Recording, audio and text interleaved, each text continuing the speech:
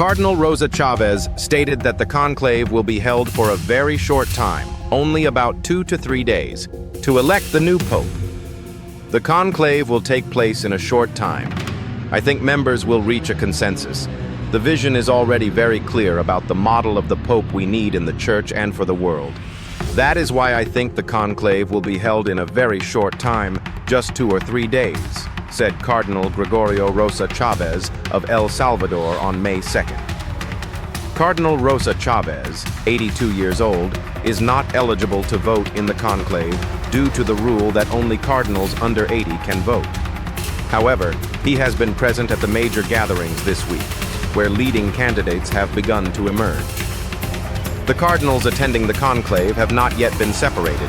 So many individuals are still leaving after meetings and going to St. Peter's Square, and some have even posted on social media. A total of 133 cardinals will vote in the conclave, the largest number ever. Of those, 108 were appointed by Pope Francis, who passed away on April 21st, during his more than 12 years in power. On average, the last 10 conclaves held lasted 3.2 days, with no event lasting more than 5 days. The last 2 papal elections, in 2005 and 2013, lasted only 2 days. However, in the 13th century, cardinals took as long as 1,006 days to elect a successor to Pope Clement IV. Preparations for this conclave are underway, and firefighters have installed the chimney on the Sistine Chapel in the Vatican. The white smoke from the chimney will signal to the world when the 267th Pope has been chosen. When the conclave begins on May 7th, all cardinals will take an oath of secrecy before voting begins each day, twice in the morning and twice in the evening, to select one of the attendees as Pope. No one really knows anything except the 133 cardinals participating in the conclave, and in reality, no one can really guess who will become the next Pope.